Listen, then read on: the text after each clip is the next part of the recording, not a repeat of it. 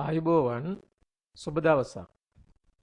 අද දින මම මෙම දේශනය තුළින් ඔබට සාකච්ඡා කරන්න බලාපොරොත්තු වන්නේ ව්‍යාපාර අධ්‍යයන විෂයේ පළමු නිපුණතාව වන ව්‍යාපාර පදනම හා ව්‍යාපාර ක්‍රියාත්මක පරිසරය විමසයි යන නිපුණතාව තුළ දෙවෙනි නිපුණතා මට්ටම.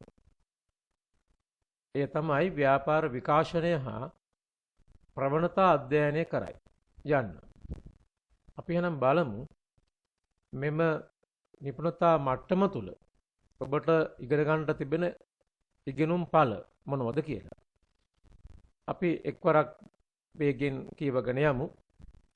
ස්වයංපෝෂිත ආර්ථ ක්‍රමය පැහැදිලි කරයි, ව්‍යාපාර විකාශනයේ අවස්ථා දක්වයි, ඍජු නිෂ්පාදනය හා වක්‍ර නිෂ්පාදනය අතර වෙනස පැහැදිලි කරයි, මුදලේ විකාශනය විස්තර කරයි, වෙළඳාමේ අතීත ස්වરૂපය හා වර්තමාන ස්වરૂපය සසඳයි, වාණිජ්‍ය හා වෙළඳාම අතර වෙනස පැහැදිලි කරයි, ව්‍යාපාර සඳහා පවතින උපකාරක සේවා හඳුන්වයි, විද්‍යුත් වාණිජ්‍ය පැහැදිලි කරයි, විද්‍යුත් වාණිජ්‍ය වර්තමානයේ ප්‍රචලිත වීමට හේතු අනාවරණය කරයි, ව්‍යාපාර ලෝකයේ වර්තමාන ප්‍රවණතා සහ එමගින් ව්‍යාපාරවල සිදුවී ඇති වෙනස්කම් පැහැදිලි කරයි යන ඉගෙනුම් ඵල ඔබට මෙම කොටස තුලින් අධ්‍යයනය කරන්න සිද්ධ වෙනවා.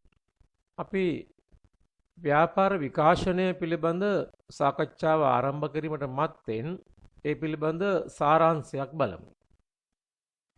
ඇත්තටම මෙම විෂය කොටස පටන් ගන්න අපි ස්වයංපෝෂිත ආර්ථ ක්‍රමය.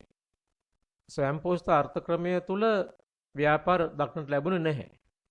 එනිසා අපි එම කොටස තුල සාකච්ඡා කරනවා ඍජු නිෂ්පාදනය සහ පුද්ගල විශේෂීකරණය යන ප්‍රධාන විෂය කාරණු දෙක. ඒ වගේම ව්‍යාපාර විකාශනය. එතකොට ස්වයංපෝෂිත ආර්ථ ක්‍රමයෙන් පස්සේ තමයි අපි ව්‍යාපාර විකාශනය ගැන සාකච්ඡා කරන්නේ. ව්‍යාපාර ආරම්භ වුණු බවත් ඒවා ක්‍රමානුකූලව විකාශනය වෙමින් ගිය බවත් සාකච්ඡා කරන්නේ. එහිදී වැදගත්ම විෂය කොටස තමයි බහණ්ඩ හුවමාරු ක්‍රමය. ඒතර බහණ්ඩ හුවමාරු ක්‍රමේදී මූලික තැනක් හිමි වෙනවා වක්‍ර නිෂ්පාදනයට සහ වෙළඳාමට. ඊගවට මුදල් භාවිතය. මේ බහණ්ඩ හුවමාරු ක්‍රමයෙන් පුද්ගලයන් අත්මිදිලා මුදල් භාවිතයට ආවේ කොහොමද කියන එක පිළිබඳ ඒ විකාශනයේ අවස්ථාව. ඒතර මුදලේ විකාශනයත් අපි එහිදී විශේෂයෙන් සාකච්ඡා කරනවා. ඒ වගේම තුන්වනුව කාර්මික විප්ලවය. ලෝකේ කාර්ය රටවල් සිද්ධ වුණු මේ විශේෂ වෙනස නිසා වාණිජ්‍යයක් බිහි වුණු බව. එhmenan ඒ වාණිජ්‍ය තුල වෙළඳාම සහ උපකාරක සේවා අන්තර්ගත වන බව මෙම විෂය කරුණු වලින් සාකච්ඡා කරනවා. අවසාන වශයෙන් තොරතුරු ආර්ථිකය. ඒතර අපි අද ජීවත් වෙන වර්තමාන තත්ත්වය තුල අපට දක්නට ලැබෙන්නේ ව්‍යාපාර තොරතුරු ආර්ථිකයක් අනුව හැසිරෙන බව. ඒ නිසා විද්‍යුත් වාණිජ්‍යත් විද්‍යුත් ව්‍යාපාරත් කියන මේ විශේෂ තත්ත්වයන් දෙක සාකච්ඡා කරනවා. එhmenan ව්‍යාපාර විකාශනයේ සාරාංශය බැලුවොත් අපිට මේ විදිහට තමයි දිස් වෙන්නේ. ඒතර ස්වයංපෝෂිත ආර්ථ ක්‍රමය අපි කතා කරනවා එය ව්‍යාපාර නොතිබුණු අවස්ථාවක් හැටියට. ඊපස්සේ ව්‍යාපාර විකාශන වෙච්ච ආකාරයේ අවස්ථා හතරකින් ප්‍රධාන අවස්ථා හතරකින් සාකච්ඡා කරනවා. බහණ්ඩ හුවමාරු ක්‍රමය, මුදල් භාවිතය, කාර්මික විප්ලවය සහ තොරතුරු ආර්ථිකය වශයෙන්. අපි එහෙමනම් බලමු ස්වයංපෝෂිත ආර්ථ ක්‍රමය මොන වගේද කියලා. ස්වයංපෝෂිත ආර්ථ ක්‍රමයේදී මිනිසා Tamanට අවශ්‍ය දෑ තමා විසින්ම නිපදවා පරිභෝජනය කළ යුගයක් තමයි දක්නට ලැබුණේ. ඒකෙදී ප්‍රධාන ලක්ෂණ දෙකක් මා කලින් සඳහන් කළා. ඍජු නිෂ්පාදනය හා පුද්ගල විශේෂීකරණය වශයෙන් සිද්ධ වුණු බව. ඍජු නිෂ්පාදනය කියලා අපි සඳහන් කරන්නේ පුද්ගලයන් තමන්ට අවශ්‍ය කරන දේවල් තමා විසින්ම නිපදවාගෙන පරිභෝජනය කළ බව. එහිදී තමන්ට හැකි ප්‍රමාණයෙන් තමන්ගේ පරිසරය හා තමන්ගේ දැනුම සම්පත් අනුව තමන්ට අවශ්‍ය කරන දේවල් සපයා ගත්තා. වෙනත් කෙනෙකුගෙන් ඒවා ලබා ගත්තේ නැහැ. එතකොට මෙහිදී පුද්ගලයෝ යම් යම් කාර්යයන් කරන්නට විශේෂඥ බවට පත් වෙනවා. ඒකයි අපි කියන්නේ පුද්ගල විශේෂීකරණය කියලා. ඒතර මෙහෙම ආරම්භ වුණු මේ ස්වයංපෝෂිත ආර්ථ ක්‍රමය ඊළඟට බහණ්ඩ හුමාරු ක්‍රමයක් බවට නැත්නම් බහණ්ඩ හුමාරු යුගයක් බවට පරිවර්තනය වෙනවා. එහිදී අපි අදහස් කරන්නේ අතිරික්තයක් නිපදවා අන් අයගේ නිෂ්පාදිත සමග හුවමාරු කරගෙන තම උවමනා සපුරාගත් බව. අර ස්වයංපෝෂිත ක්‍රමේදී පුද්ගලයන් විශේෂීකරණය වෙලා පුද්ගල විශේෂීකරණයක් ඇති වෙලා ඔවුන්ට හැකියාව ලැබෙනවා වැඩිපුර යමක් නිෂ්පාදනය කරන්න. ඒ කියන්නේ තමාගේ යැපීමට අවශ්‍ය ප්‍රමාණයට වඩා වැඩි යමක් නිෂ්පාදනය කරන්න. ඒ තමයි අතිරික්තය. එතකොට අතිරික්තයක් නිෂ්පාදනය කරන්න ඔවුන් විශේෂීකරණය වෙනකොට තමන්ට අවශ්‍ය අනෙකුත් දේවල් නිෂ්පාදනය කර ගැනීම සම්බන්ධයෙන් යම් දුර්වලතාවයක් පෙන්වනවා. ඔවුන්ට හැමදේම නිෂ්පාදනය කර ගැනීම නොහැකිතාවක් ඇති වෙනවා. ඒ නිසා තමන්ට කළ හැකි නිෂ්පාදිතය වඩා විශේෂීකරණයකින් ඉහළ පරිමාණයකින් නිපදවලා ඒවා ඒ වගේම වෙනත් අයගේ වෙනත් නිෂ්පාදිත සමග හුවමාරු කරන්න පුද්ගලයෝ පෙළඹුණා. මෙන්න මෙතන තමයි අපි කියන්නේ නම් ව්‍යාපාර ආරම්භය කියලා. ඒතර මේකේ ලක්ෂණ කීපයක් තියෙනවා. පුද්ගලයෝ මුල් යුගයේදී තමන්ගේ යැපීමට පමණක් නිෂ්පාදනය කළත් මෙහිදී අන් අය උදෙසා එහෙම නැත්නම් වෙළඳපළක් උදෙසා නිෂ්පාදනය කරන්න පෙළඹුණා. ඒක තමයි වක්‍ර නිෂ්පාදනය කියලා අපි කියන්නේ. මාය රතු පාටින් දක්වලා තියෙන මේ වක්‍ර නිෂ්පාදනය වෙළඳාමයි මෙම බහණ්ඩ හුමාරු යුගයේ තිබ්බ අතිශයින් වැදගත් කරුණු දෙක. ඒතර අන් අයගේ ප්‍රයෝජන සඳහා අරමුණු කරගෙන නිෂ්පාදනය කරලා අන් අය සමග හුවමාරු කරගන්නකොට බහණ්ඩ හුවමාරු ක්‍රමය එහෙම නැත්නම් මේ වෙළඳාම කියන එක බිහි වෙනවා. එහෙනම් වෙළඳාම බිහි වෙනවා සමග තමයි ව්‍යාපාර ආරම්භ වෙන්නේ. මා ඊට අමතරව කරුණු දෙකක් දක්වලා තියෙනවා. මෙහිදී විමද්දගත වෙළඳපළක් සහ විවිධ ගැටලු මතුවෙච්ච බව. විමද්දගත වෙළඳපළක් යනුවෙන් අදහස් කරන්නේ වෙළඳපළ යනුවෙන් එක් ස්ථානයක් නැහැ. මෙම ක්‍රමේදී එක් එක් පුද්ගලයා තමන්ගේ නිෂ්පාදිතය රැගෙන ගොස් අන් අයගෙන් විමසා ඔවුන් සමග හුවමාරු කර ගැනීමක් සිද්ධ වෙනවා. එවිට සමාජයේ හැම පුද්ගලයෙක්ම වෙන්වෙන් ස්ථානවල වෙන්වෙන් අවස්ථාවල මුණ ගැහිලා තමයි මේ ගනුදෙනුව කරන්නේ. එතකොට වෙළඳපළ විහිදිලා ගිහිල්ලා බෙදිලා ගිහිල්ලා තියෙන ස්වභාවයක් තිබෙන නිසා අපි කියනවා ඒ විමද්දගත වෙළඳපළ කියලා. එතකොට මෙවැනි විමද්දගත වෙළඳපළක පුද්ගලයෝ කටයුතු කරද්දී ඔවුන්ට විවිධ ගැටලු මතුවෙනවා. ඒ ගැටලු හේතු වෙනවා ඊළඟ ව්‍යාපාර විකාශන අවස්ථාවට මිනිස්සු ගමන් කරන්න. මේ ගැටලු කීපයක් බැලුවොත් එකක් තමයි මේ පුද්ගලයන්ගේ උවමනා අනිත් අයගේ උවමනාත් එක්ක හුවමාරුවේදී සැසඳෙන්නේ නැහැ. අපි එකට කියනවා උවමනා අතර ද්වික සමපාතයක් නොතිබීම කියලා. අපි හිතමු පුද්ගලයෙකුට සහල් අවශ්‍යයි. ඔහු ඇඳුම් නිෂ්පාදකයෙක්. එතකොට තමන් නිෂ්පාදනය කළ ඇඳුම් යම් ප්‍රමාණයක් රැගෙන ගොවියෙක් ගාවට යනවා සහල් ටිකක් ඉල්ල ගන්න. නමුත් එම ගොවියට ඒ වෙලාවේදී ඇඳුම් අවශ්‍ය නොවුනොත් ඔහු ඉල්ලා සිටින්නේ කෘෂි උපකරණ නම් මෙන්න මේ අවස්ථාවේදී දෙන්නගේ උවමනා අතර ගැළපීමක් නැති වෙනවා. ඒ වගේ වෙලාවක අර ඇඳුම් නිෂ්පාදකයාට සහල් සොයාගන්න වෙනත් අය ළඟට ගිහිල්ලා ඒ අය ඉල්ලා සිටින දේවල් ගෙනවිත් දෙන්නට සිද්ධ වෙනවා. එහෙනම් මෙන්න මේ එක ගැටලුවක් තමයි ඒ වුමනා අතර ද්වික සම්පාතයක් නොතිබීම. ඒ වගේම ඇතැම් වෙලාවට මේ පුද්ගලයෝ රැගෙන යන භාණ්ඩ ඉක්මනින් නැශ වෙනවා වෙන්න පුළුවන්. දැන් හිතමු අපි දීවරයෙක් තමන් අල්ලගත්තු මාළු. ඒක තමයි තමන්ගේ අස්වැන්න, ඒක තමයි තමන්ගේ නිෂ්පාදිතය. ඒ අයවා වෙනත් අයට දීලා තමයි තමන්ට අවශ්‍ය කරන අනිකුත් දේවල් ලබා ගන්න. නමුත් මේ මාළු වශයෙන්ම තබාගත හැක්කේ පැය කිහිපයක්. එවිට ඒ දේවල් නැශ වෙනවා. එහෙනම් අදහස් කරන්නේ ඇතැම් ද්‍රව්‍ය හුවමාරුව පිණිස අපට අනාගත උදෙසා රැස් කරලා තබා ගැනීමේ අපහසුතාවයක් තිබුණා. එවිට ඒවා අපිට වෙනත් දේවල් බවට පත් කරන්න වෙනවා. එතකොට මාළු වේලන්න, ඒ වේලලා කරවල කරන්න, එහෙම නැත්නම් ඒවා ජාඩි දාන්න. මෙන්න මේ தത്വෙට පරිවර්තනය කරන්න සිද්ධ වෙනකොට අර සැබෑ ස්වરૂපයේ නිෂ්පාදිතය නැති වෙනවා. ඒ වගේම තවත් ගැටලුවක් තමයි ඇතැම් භාණ්ඩ විශාලයි. මේ විශාල භාණ්ඩ හුවමාරුව පිණිස විවිධ ස්ථානවල රැගෙන යන්න ඕන. එතකොට අපිට පුද්ගලික වශයෙන් ගත්තාම මේවා විවිධ ස්ථානවලට ප්‍රවාහනය කිරීමේ ගැටලු මතුවෙනවා. දැන් උදාහරණයක් හැට ගත්තොත් අපි හිතමුකෝ වඩු කාර්මිකයෙක් තමන් නිෂ්පාදනය කරපු අල්මාරි රැගෙන සැරිසරනවා තමන්ට අවශ්‍ය වෙනත් දේවල් ලබා ගන්න. ඒතර අල්මාරියක් කියන්නේ විශාල භාණ්ඩයක්. මේ රැගෙන යෑමේ අපහසුතාවයක් තිබුණා. එහෙමනම් මේ ගැටලුවක් බවට පත් වුණා හුවමාරුව පිණිස විවිධ භාණ්ඩ නැත්නම් ඇතැම් භාණ්ඩ එහා මෙහා රැගෙන යෑමේ අපහසුව. ඒ වගේම මේ හුවමාරු කරන වටිනාකම් පිළිබඳ ගැටලුවක් මතුවුණා.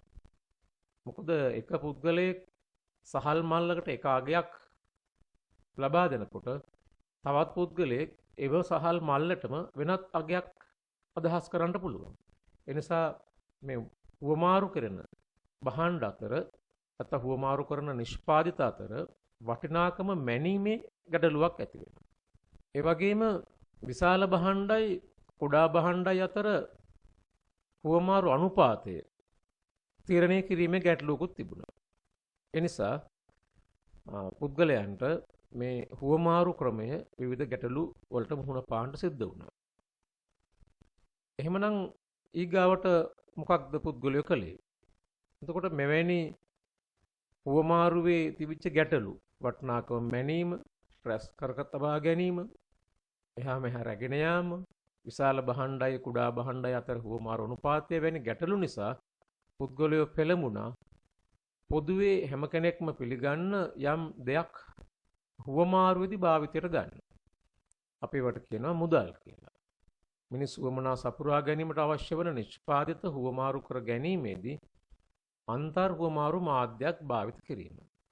එතකොට මේ අන්තර් හුවමාරු මාධ්‍ය හැම කෙනෙක්ම පිළිගත්ත නිසා ඒ හුවමාරු මාධ්‍ය තුලින් වටිනාකම මැනගත හැකි නිසා හුවමාරු අනුපාත තීරණය කළ හැකි නිසා පුද්ගලයන්ට පහසුවක් වුණා තමන්ගේ මේ අවශ්‍යතා හා වමනා සපුර ගන්න.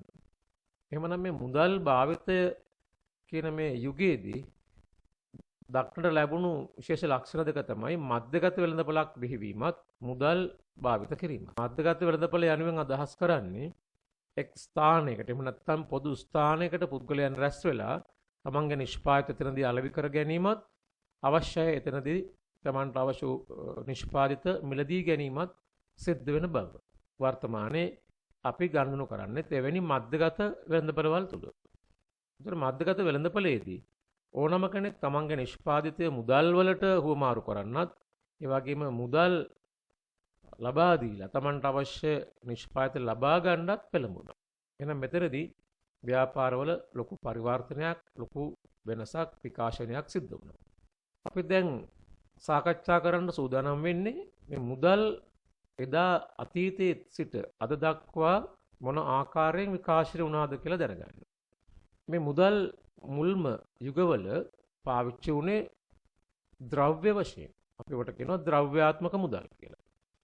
ඒවා පාරිභෝගික භාණ්ඩ සහ පාරිභෝගික නොවන ද්‍රව්‍ය වශයෙන් තමයි මේ මුදල් පරිහරණය වුණේ. අපි බලමු ඒ සඳහා රූපරාමු කිහිපයක්. මේ තියෙන්නේ ඈත අතීතයේදී පුද්ගලයන් මුදල් ලෙස භාවිත කළ විවිධ පාරිභෝගික භාණ්ඩ. පරිභෝජනයට ගත්තු භාණ්ඩ. එතනදී විශේෂයෙන් මේ ධාන්‍ය වර්ග, ලුණු, සහල්, තේකොළ වගේ දේවල් පුද්ගලයෝ පාවිච්චි කරලා තියෙනවා. මේවා ඔබ හිතයි කොහොමද මේ මුදල් හැට පාවිච්චි කළේ? දැන් ලුණු, සහල්, ධාන්‍ය වර්ග වගේ දේවල් මුදලක් හැටියට භාවිතා වෙද්දී ඒ සමාජයේ ඒ පාලකයා එහෙම නැත්නම් ඒ ගෝත්‍ර නායකයා විසින් යම් පසුම්බයක් හැට සකස් කරලා කිසියම් නිල මුද්‍රාවක් තබලා තමයි සමාජයට මුදා හැරියේ. ඒතර ඒක තමයි මුදලක් හැට පාවිච්චි වුනේ. එහෙම නැතුව තමන්ට හිතෙන ප්‍රමාණයකින් හුවමාරු කරගන්න අමාරුයි. ඒ වගේම පාරිභෝගික නොවන ද්‍රව්‍ය භාවිතය උගට ආවා. එතරම් වෙනසක් වුණා පරිවර්තනයක්. අපි අර කලින් දුටු පාරිභෝගික ද්‍රව්‍ය පුද්ගලයෝ පරිභෝජනයට ගන්න අවස්ථා තිබුණා. ඒතර මුදල් වශයෙන් සමාජයට මුදා හැරලා තියෙන එම ද්‍රව්‍ය ඇතැම් අවස්ථාවල පුද්ගලයෝ තමන්ගේ පරිභෝජනයට ගත්තා. එතකොට මේ මුදල් ප්‍රමාණය අඩු වෙනවා. සංසරණයේ පවතින මුදල් ප්‍රමාණය අඩු වෙනවා. ඒ නිසා ඊළඟ යුගවල පුද්ගලයන් පෙළඹුණා සාමාන්‍යයෙන් පරිභෝජනයට ගත නොහැකි ද්‍රව්‍ය මුදල් වශයෙන් භාවිතා කරන්න. එහෙනම් ඔබ මේ දකින්නේ එවැනි මුදල් වර්ග කීපයක්. එතකොට අපි මෙතන දකින්නවා සිප්පි කාටු මැටි වලින් සකස් කරන ලද විවිධ හැඩයට සකස් කරන ලද මැටි කැබලි. ඒ වගේම මැටි කිව්වහම වළං තනන මැටි සහ පිඟන් තනන මැටි වශයෙන් වෙන වෙනම තිබෙනවා. ඒ නිසායි මේ විවහාරේ වළං කටු පිඟන් කටු කියලා කියන්නේ. නමුත් ඇත්තටම ඒවා වළඳක් බිඳලා ගත්තු කටුවත් පිඟානක් බිඳලා ගත්තු කටුවත් නෙවෙයි. වළං මැටි වලින් තනු මැටි කැබලි සහ පිඟන් මැටි වලින් තනු කැබලි වශයෙන් තමයි ඒව සකස් කරලා තිබුණේ. මේ තියෙන තවදුරටත් එවැනි ද්‍රව්‍ය ගල් කැබලිත් තිබෙනවා. විවිධ හැඩයට සකස් වුණු නැත්නම් පුද්ගලයන් සකස් කරපු ගල් කැබලි. එතකොට පිඟන් මැට්ටෙන් තනු කැබලි, සිප්පි කටු, විශේෂයෙන් මේ කවුරි මණි කියලා තියෙන මේ කවුරි බෙල්ලෝ මුදල් හැට භාවිතයට ගත්ත නිසා. ඒතර ඒවත් ගෝත්‍රීය නායකයා පාලකයා විසින් පුද්ගලයෝ යොදලා මුහුදෙන් ලබාගෙන විවිධ සලකුණු යොදලා ඒ සමාජයේ මුදල් හැට පාවිච්චි කරලා තියෙනවා. ඒ නිසා ඒ මුදල් වල නිල භාවයක් ඒ අවස්ථාවේදී තිබුණා. වෙන මේ විදිහට පාරිභෝගික නොවන ද්‍රව්‍යත් පුද්ගලයෝ මුදල් වශයෙන් භාවිතා කළා. ඊළඟට බලමු මුදල් වල විකාශනය ගමන් කළ විදිය. ඊට පස්සේ ලෝහමය මුදල් හොයාගත්ත පුද්ගලයෝ. පාරිභෝගික නොවන ද්‍රව්‍යත් යම් ආකාරයක සුලභතාවයක් තිබෙන නිසා, ඒ වගේම ඒවා අක්‍රමවත් ස්වභාවයක් තිබෙන නිසා, ඒ වගේම මිනිස් පරිණාමණයත් සමග පුද්ගලයෝ ලෝහ සොයාගත්තු නිසා දැන් මුදල් තරනවා ඒගොල්ලෝ ලෝහ කැබලි වශයෙන්. ඒතර විවිධ ලෝහයන් විවිධ හැඩයට තනු කැබලි වශයෙන් භාවිතර ගැනීමත් පසු කාලීනව ඒවා කාසි වශයෙන් නිර්මාණය කිරීමත් දක්නට ලැබුණා. පුද්ගලයන්ගේ ලෝහ නිර්මාණ සකස් කිරීමේ තාක්ෂණය දියුණු වීමත් සමග මේ කාසි වලට මිනිස්සු අවතීර්ණ වෙනවා. අපි බලමු එවැනි රූපරාමු කීපයක්. මේ තියෙන ලෝහ කැබලි. ඒතර විවිධ හැඩයන්ට තනු කැබලි. මෙතන තියෙන්නේ පොරවක් වගේ හැඩයකට මේ ලෝහ කැබලි. මෙතන තියෙනවා පිහි වගේ සකස් කරපු ලෝහ කැබලි. ඊට අමතරව ටිකක් දියුණු කරලා පුංචි කැබලි වශයෙන් තබාගත්තු විදිය. වලලු වැනි කැබලි, ලෝහ කුට්ටි, මෙන්න මේ විදිහට පුද්ගලයෝ ලෝහමය මුදල් භාවිතා කළා. මෙතන තවදුරටත් තියෙන්නේ ලෝහ කැබලි. සමාජයේ විවිධ සමාජ යම් ප්‍රමාණයකට පරිණාමණය වෙමින් ඔවුන්ගේ නිෂ්පාදන තාක්ෂණය දියුණු වෙනකොට ඔවුන් විවිධ හැඩයන්ට තැනු මේ ලෝහ කැබලි භාවිතා කළා. ඊළඟට මිනිසුන්ගේ මේ වාස්තු තාක්ෂණය නැත්නම් ලෝහ උණු කර විවිධ දේවල් සකස් කිරීමේ තාක්ෂණය දියුණු වුණාට පස්සේ ඔවුන් ලෝහ කාසි නිර්මාණය කළා. අතෝ ලෝහ කාසි සම්මත හැඩවලට යම් වටිනාකමක් අන්තර්ගත කරලා නැත්නම් මුහුණත වටිනාකමක් සඳහන් කරලා ඉදිරිපත් කරන්න ඒ සමාජ පෙළඹුණා. ඒතර විශේෂයෙන්ම රන්, රිදි, ලෝකඩ, තුත්තනාගම්, තඹ වැනි ලෝහ පාවිච්චි කළා මේ ලෝහ කාසි නිර්මාණය කරන්න. ඒතර මේ ලෝහ කාසි අද පවතින කාසි වලට පදනමක් සකස් වුණා. එන මේ විදිහට තමයි මේ ලෝහමය මුදල් විකාශනය වෙලා ආවේ. අපි බලමු ඊළඟට මොකද වුනේ කියලා. ඒතර අපි දන්නවා ලෝහවල අන්තර්ගත වටිනාකම වැඩි. පුද්ගලයෝ විශේෂයෙන්ම රන් වගේ ලෝහ කැබලි හෝ ලෝහ කාසි සංසරණය කරනවාට අමතරව ඔවුන් ඒ තුල අඩංගු වටිනාකම එහෙම නැත්නම් නයිසර්ගික වටිනාකම දන්නා නිසා ඒවා විවිධ ආභරණ තනන්න භාවිතයට ගත්තා. එතකොට රටේ පාලකයෝ විසින් නිකුත් කරලා තියෙන මුදල් යම් ආකාරයක ජනතාව අතර රඳවා ගැනීමක් සිද්ධ වුණා. මොකද එහෙම රඳවා ගත්තේ ඒ වගේ තියෙන අන්තර්ගත වටිනාකම වැඩි නිසා. මේ තේරුම්ගත් රාජ්‍ය නායකයෝ ඊට පස්සේ නිමිති මුදල් එහෙම නැත්නම් නිමිත්තක් වශයෙන් මුදල් සකස් කරන්නේ කොහොමද කියලා ඉගෙන ගත්තා. ඒ නිසා කාසි හා නෝට්ටු සකස් කරලා ඒවා මුදල් හැටියට සමාජයට මුදා හැරියා. ඒතර අපි අද භාවිතා කරන මුදල් තමයි මේ තියෙන්නේ. කාසි හා නෝට්ටු.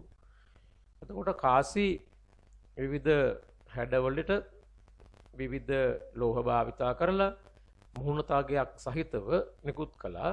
හැබැයි මේකේ විශේෂත්වය තමයි මේ මතු පිටින් පෙනෙන නැත්තම් මුහුණත සඳහන් කරලා තියෙන වටිනාකමට වඩා අඩු වටිනාකමක් තමයි ලෝහයේ අන්තර්ගත වෙන්නේ. ඒ කියන්නේ නයිසાર્ගිකාගේ අඩුයි. ඒ නිසා මුදලක නිමිත්තක් මුදලට මුහුණත සඳහන් අගයක් තිබුණට එහි අන්තර්ගත ලෝහ ප්‍රමාණය ඊතරම් වටින්නේ නැහැ. ඒ නිසා මිනිස්සු රඳවා ගන්න උත්සාහ නොකර ආර්ථික කටයුතු වලදී ඒවත් සංසරණය කරනවා. නෝට්ටුත් කියන්නේත් එහෙමයි.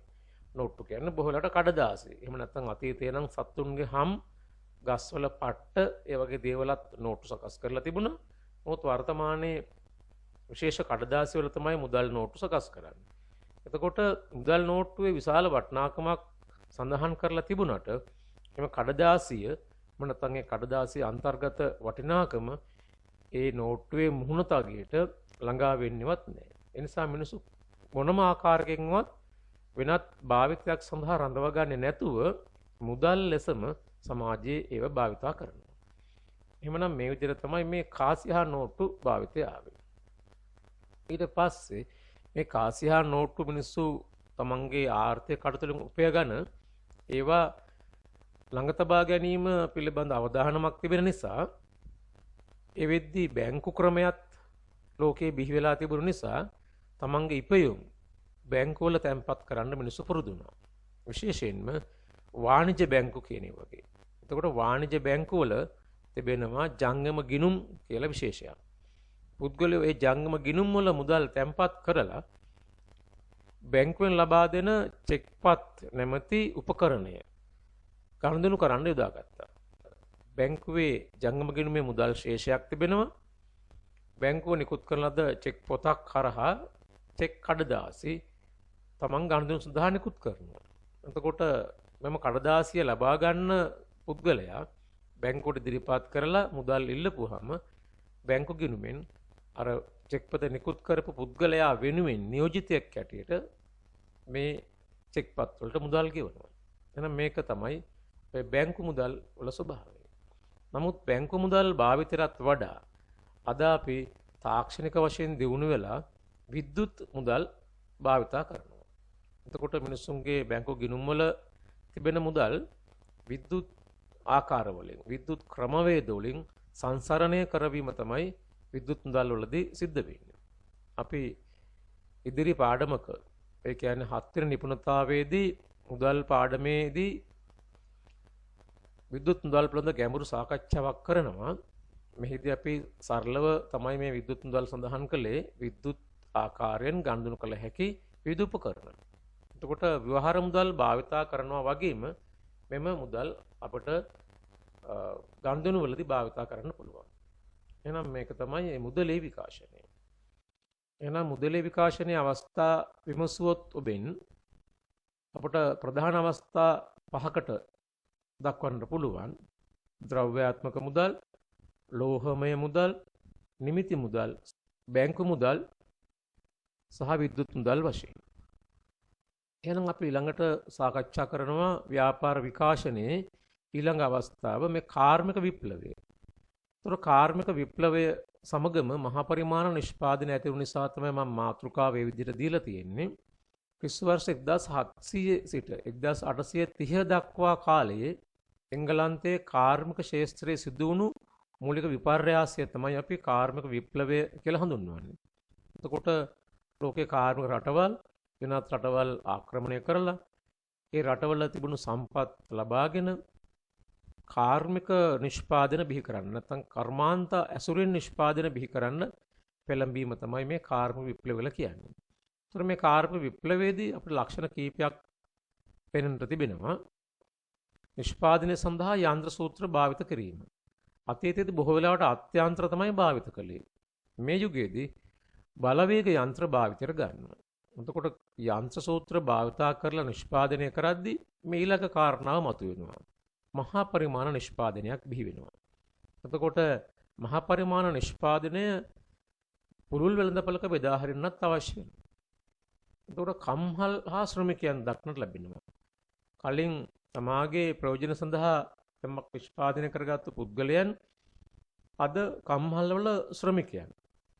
එතකොට කම්හල් හිමිකරුවන් සහ ශ්‍රමිකයන් බිහි වෙනවා.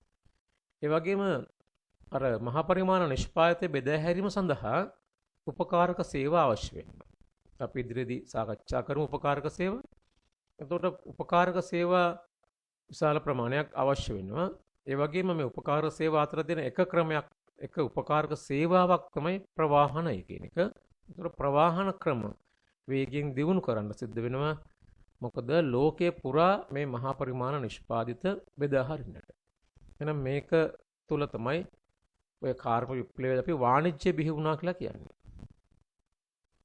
එහෙනම් බලමු අපි වාණිජ්‍ය කියන්නේ මොකක්ද කියලා. නිෂ්පාදිත පාරිභෝගිකයා අතට පත් කිරීම සඳහා වෙළඳ කටයුතු සහ උපකාරක සේවා යොදා ගැනීම. මේ සමස්තය තමයි වාණිජ්‍ය. තව විදිහකින් කිව්වොත් නිෂ්පාදිත පාරිභෝගික අතට පත් කිරීමේදී සම්බන්ධ කරගන්න වෙළඳාම හා උපකාරක සේවා ඇතුළත් සමස්ත ක්‍රියාවලිය වාණිජ්‍ය. මේකේ තිබෙන ලක්ෂණ තමයි වෙළඳ කටයුතු පුළුල් වෙනවා. ඒ වගේම උපකාරක සේවා යොදා ගන්න අවශ්‍ය වෙනවා. වෙළඳාම නැත්නම් වෙළඳපොළ දේශීය මෙන්ම ජාත්‍යන්තර වශයෙන් පුළුල් වෙනවා. මෙතන ඔබ දකිනවා මේ වාණිජ්‍යයේ බෙදීම් දැක්වෙන සටහනක්. ඒතර වාණිජ්‍ය කියලා අපි හැඳින්වුවේ නිෂ්පාදිත පාරිභෝගික අතර පත් කිරීමේදී සම්බන්ධ වන වෙළඳාම සහ උපකාරක සේවා ඇතුළත් සමස්ත ක්‍රියාවලිය. එමනම් වාණිජ්‍ය කොටස් දෙකයි, ප්‍රභේද දෙකයි. වෙළඳාම සහ උපකාරක සේවා. එතකොට වෙළඳාම සිද්ධ වෙනකොට අපි කිව්වා දේශීය හා ජාත්‍යන්තර වශයෙන් සිද්ධ වෙන්න පුළුවන් කියලා. එහෙනම් දේශීය වෙළඳාම සහ විදේශීය වෙළඳාම බිහි වෙනවා. එතකොට දේශීය වෙළඳාමේ සිද්ධ වෙන ආකාර අනුව ඒවා තොග වෙළඳාම සහ සිල්ලර් වෙළඳාම වශයෙන් වෙන් කරන අතර විදේශීය වෙළඳාම ආනයන සහ අපනයන වශයෙන් වර්ග කරනවා. උපකාරක සේවා මුදල් හා බැංකු, රක්ෂණය, ප්‍රවාහනය, සංනිවේදනය සහ ගබඩාකරණය වශයෙන් අපට සාකච්ඡා කරන්න පුළුවන්. දැන් මේ කොටස් ඉදිරියේදී අපි විවිධ නිපුණතා අසුරෙන් සාකච්ඡා කරනවා. මේ සඳහා වෙනම නිපුණතා සකස් වුණු ස්වභාවයක් අපේ විෂය නිර්දේශයේ තියෙනවා. එහෙනම් අපි එනවා ළඟට තොරතුරු ආර්ථිකයට. ඒතර තොරතුරු ආර්ථිකයේදී අපිට මූලික වශයෙන් දක්නට ලැබෙන්නේ විද්‍යුත් වාණිජ්‍ය සහ විද්‍යුත් ව්‍යාපාර. විද්‍යුත් වාණිජ්‍ය කියන්නේ මොකක්ද? විද්‍යුත් වාණිජ්‍ය යනු අන්තර්ජාලය හා වෙනත් පරිගණක ජාල වැනි විද්‍යුත් පද්ධති හරහා භාණ්ඩ හා සේවා විකිණීම හා මිලදී ගැනීමයි. එතකොට මෙතනදී අන්තර්ජාලය කියන මේ sannivedana පද්ධතිය ඉතා වැදගත් වෙනවා. ඊට අමතරව වෙනත් දුරකථන පද්ධතිත් භාවිතයට ගන්නවා. එහෙමනම් ලෝකේ ඕනෑම තැනක ඉඳලා පුද්ගලයෙකුට මේ අන්තර්ජාල පහසුකම් හෝ වෙනත් පරිගණක ජාල පහසුකම් පාවිච්චි කරලා භාණ්ඩ මිලදී ගැනීම හෝ විකිණීම, සේවා ඇනවුම් කිරීම හෝ සේවා විකිණීමට ඉදිරිපත් කිරීම කියන කාරණා කරන්න පුළුවන්. එහෙනම් අපි බලමු විද්‍යුත් ව්‍යාපාර කියන්නේ මොකක්ද කියලා. මෙතන ඊටාම කෙටි හැඳින්වීමක් මා ඉදිරිපත් කරලා තිබෙනවා. විද්‍යුත් තාක්ෂණය භාවිතා කොට ව්‍යාපාර කටයුතු කළමනාකරණය කරන ව්‍යාපාර විද්‍යුත් ව්‍යාපාර කියලා. ඒ කියන්නේ ව්‍යාපාරවල තියෙන ශ්‍රිත එහෙම නැත්නම් කාර්යයන් මේ විද්‍යුත් තාක්ෂණය අපි කියමුකෝ අන්තර්ජාලය කියලා. අන්තර්ජාල පහසුකම් පාවිච්චි කරලා ඒ ව්‍යාපාර කටයුතු කළමනාකරණය කරනවා නම් යම් ව්‍යාපාරයක් ඒ විද්‍යුත් ව්‍යාපාරය.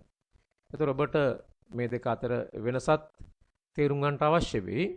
විද්‍යුත් වාණිජ්‍ය ව්‍යාපාරයෙන් බාහිරට නැඹුරු කාර්යයක්.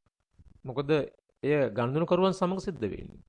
නමුත් විද්‍යුත් ව්‍යාපාරය කියන්නේ ව්යාපාරය තුළට නැඹුරු කාර්යයක්. ව්‍යාපාරයේ කටයුතු තමයි කළමනාකරණය වෙන්නේ විද්‍යුත් තාක්ෂණයෙන්. ඒතකොට ඒක වෙනසක්. ඒ වගේම විද්‍යුත් වාණිජ්‍යයේදී විකිණීම හා මිලදී ගැනීම කියන කාරණා තමයි සිද්ධ වෙන්නේ. නමුත් විද්‍යුත් ව්‍යාපාරවලදී සියලු ව්‍යාපාර කටයුතු කළමනාකරණය කරනවා. මෙන්න මේ විදිහට ඔබට එහි වෙනස තේරුම් ගත හැකියි. විද්‍යුත් වාණිජ්‍ය වර්තමානයේ ප්‍රචලිත වෙමින් යනවා. එතකොට ඇයි එහෙම වුනේ කියන එකට අපි හේතු කීපයක් පරීක්ෂා කරන්නයි යන්නේ. ලියකිවිලි වලින් තොරව ව්‍යාපාර තොරතුරු හුවමාරු කිරීමට හැකිවීම. එතකොට අපේ විද්‍යුත් වාණිජ්‍යයේදී ලියකිවිලි පාවිච්චි කරන්නේ ව්‍යාපාර තොරතුරු හුවමාරු කරන්නේ අන්තර්ජාල වෙබ් අඩවි හරහා. එහෙම නැත්නම් අපි විද්‍යුත් ලේඛන හරහා. එවිට අපිට ලිපි ලේඛන සකස් කර කර ඉන්නේ නැතුව අපිට මේ ඇනෝම් කරන්න අවස්ථාව ලැබෙනවා. ඒ වගේම ව්‍යාපාර කටයුතු වේගවත් වෙනවා. මොකද අපි වෙළඳපොලේ භෞතිකව සැරිසරමින් කරන කටයුත්ත අපිට අන්තර්ජාල වෙබ් අඩවි හරහා නිවසේ සිටම කරන්න පුළුවන්. ඒ නිසා මේ ව්‍යාපාර කටයුතු වේගවත් වන ස්වභාවයක් පෙනෙන්නට තිබෙනවා. ඒ වගේම මෙහෙයුම් පිරිවැය හා තොග පිරිවැය අඩුවීම. ව්‍යාපාරයේ මෙහෙයුම් කරන්නේ අවශ්‍ය වූ වෙලාවකට. එහෙම නැත්නම් ඇනෝම් ලැබුණු වෙලාවකට. විශාල තොග පවත්වගෙන යන්නේ නැහැ. අන්තර්ජාලය හරහා ලැබෙන ඇනෝම් වලට සාපේක්ෂව තමයි තොග පවත්වගෙන යන්නේ. එනිසා මෙහෙයුම් පිරිවැය හා තොග පිරිවැය අවම වෙනවා. ඒ වගේම ගෝලීය වූ වෙළඳපොළ අවකාශයක් බිහි වෙනවා. සාමාන්‍ය වාණිජ්‍යයේදී ප්‍රාදේශීය හෝ දේශීය වෙළඳාමක් තමයි සිද්ධ වෙන්නේ. නමුත් අපිට මේ අන්තර්ජාලය පාවිච්චි කරන නිසා ව්‍යාපාරිකයට ගෝලීය වෙළඳපොළක් ක්‍රියාත්මක වීමේ අවකාශයක් ලැබෙනවා. ඒ වගේම භාණ්ඩ හා සේවාවල ගුණාත්මක බව ඉහළ යනවා. ඒකට හේතුව තමයි පුද්ගලයෝ මිලදී ගැනීම කරද්දී අන්තර්ජාතික වශයෙන් තිබෙන භාණ්ඩවල හා සේවාවල ගුණත්වය සංසන්දනය කරනවා. ඒ නිසා සෑම ව්‍යාපාරිකවම සිද්ධ වෙනවා අන්තර්ජාතික මට්ටමට ගැලපෙන භාණ්ඩ හා සේවා ගුණත්වයක් පවත්ව ගන්න. ඒ සමස්තය තමයි ගුණත්වය ඉහළ යාම. ඒ වගේම ගනුදෙනුකරුවන්ගේ කාලය හා ශ්‍රමය ඉතුරු වෙනවා. කෙනෙකුට රැකියාවකට යන ගමන් වාහනේ යන ගමන් මේ භාණ්ඩ ඇනෝම් කරන්න පුළුවන්. නිවසේ ඉන්න අතරතුරේ රාත්‍රී කාලේ වුණත් මේ භාණ්ඩ ඇනෝම් කරන්න පුළුවන්. තැනින් තැන කඩසාප්පු ගානේ ඇවිදිමින් ශ්‍රමය සහ කාලය වැය කරන්න අවශ්‍ය නැහැ. ඒ නිසා ගනුදෙනුකරුවන්ට කාලයක් ශ්‍රමයක් ඉතුරු කරගෙන මේ විද්‍යුත් වාණිජ්‍යය දෙන්න පුළුවන් නිසා අය ප්‍රචලිත වෙලා තිබෙනවා. ඒ වගේම පරිගණක සාක්ෂරතාව වැඩි වීම. මොකද අන්තර්ජාල පරිශීලනය කරන්න පුද්ගලයන්ට පරිගණක සාක්ෂරතාවයක් අවශ්‍යයි. ඒ නිතැතින්ම වර්ධනය වෙනවා. හැම කෙනෙක්ම පුරුදු වෙනවා අන්තර්ජාලය පරිහරණය කරන්න. ඒ නිසා ජනතාවගේ පරිගණක සාක්ෂරතාව වැඩිවීම අද ප්‍රචලිත වෙන්න හේතුවක් වෙලා තියෙනවා විද්‍යුත් වාණිජ්‍යය. ඒ වගේම යටිතල පහසුකම් වල වර්ධනය. මෙහිදී මූලික වශයෙන් අන්තර්ජාල යටිතල පහසුකම් සහ ප්‍රවාහන බෙදාහැරීම් වගේ යටිතල පහසුකම් වර්ධනය වෙමින් පවතින නිසා මේ විද්‍යුත් වාණිජ්‍ය අද ප්‍රචලිත වෙලා තියෙනවා. මෙන්න මේ හේතු ටික ඔබට වැදගත් වෙයි යම් විටක විභාගයට පිළිතුරක් ලියන්නට. එහෙනම් බලමු ව්‍යාපාරවල නව ප්‍රවණතා කීපයක්. එකක් තමයි ව්‍යාපාර ගෝලීයකරණය ව්‍යාප්ත වීම. අපි ගෝලීයකරණයක් ගැන දන්නවා. ලෝකේ පවතින ව්‍යාපාර අතර තියෙන අන්තර් රැඳියාව. එතකොට ව්‍යාපාරය ලෝකේ තියෙන වෙනත් ව්‍යාපාරات එක්ක එකතු වෙලා ඒකබද්ධ වෙලා තමයි මේ ව්‍යාපාර ක්‍රියාත්මක කරගෙන යන්නේ. එවනම් ව්‍යාපාර අද ගෝලීයකරණයකට ලක් වෙලා ඒ ගෝලීයකරණය ක්‍රමක්‍රමයෙන් ව්‍යාප්ත වෙමින් පවතිනවා. එහෙනම් නිකම්ම ගෝලීයකරණය කියලා විභාගයට ඇහුවොත් ලියන්න එපා. ව්‍යාපාර ගෝලීයකරණය ව්‍යාප්ත වීම කියලා. ඒ වගේම විද්‍යුත් ව්‍යාපාර බිහිවීම. අපි කලිනුත් සාකච්ඡා කළා විද්‍යුත් තාක්ෂණය හරහා අන්තර්ජාලය හරහා විද්‍යුත් ව්‍යාපාර බිහි වෙනවා. එතකොට විද්‍යුත් ව්‍යාපාර අද පිරිවැය අඩු සහ වේගවත් ව්‍යාපාර ක්‍රමයක් හැටියට තමයි හඳුන්වන්නේ. ඒ වගේම විද්‍යුත් මුදල් භාවිතයට පැමිණීම. විද්‍යුත් ව්‍යාපාර සිදු කරගෙන යන්න විද්‍යුත් මුදල් අවශ්‍යයි. ඒතර විද්‍යුත් මුදල් භාවිතයේ වැඩිවීමද ප්‍රවණතාවයක් හැටියට දකින්න පුළුවන්. ඒ වගේම පරිසරය පිළිබඳ සැලකිලිමත් වීම. විශේෂයෙන්ම ව්‍යාපාර පරිසරය ඊට අමතරව ස්වභාවික පරිසරය. ඒතර මෙතනදී අපි සැලකට ගන්න ව්‍යාපාරිකයා ස්වභාවික පරිසරය ගැන සැලකිලිමත් වෙලා පරිසර හිතකාමී නිෂ්පාදන එහෙම නැත්නම් හරිත නිෂ්පාදන ඉදිරිපත් කරන්න තිබෙන පෙළඹීම. තව ප්‍රවණතාවයක් තමයි ව්‍යාපාර සමාජ වගකීම් පිළිබඳ සැලකිලිමත් වීම. තමන්ගේ ලාභය පමණක් නොවේ සමාජ හිතකාමී විදිහට අන් අයගේ වුමනා වලට සාධාරණ සැලකීමක් ලබා දෙමින් ව්‍යාපාර සමාජ වගකීම් පිළිබඳ ඉහළ සැලකිලිමත් භාවයක් අද ව්‍යාපාරිකයෝ දරනවා. ඒ වගේම ව්‍යාපාර සඳහා නව තාක්ෂණ භාවිතය ඉහළ යාම. අද ව්‍යාපාරවල මහා පරිමාණ නිෂ්පාදන කරන්නේ සහ ඒකාකාර සහ ගුණාත්මක නිෂ්පාදන බිහි කරන්නේ මේ නව තාක්ෂණය. ඒතර අද සංවේදන තාක්ෂණය, පරිගණක තාක්ෂණ ආදී වශයෙන් විවිධ තාක්ෂණයන් බිහි වෙලා තිබෙන අතර ඒවා ව්‍යාපාරවල භාවිතයත් ඉහළ යමින් පවතිනවා.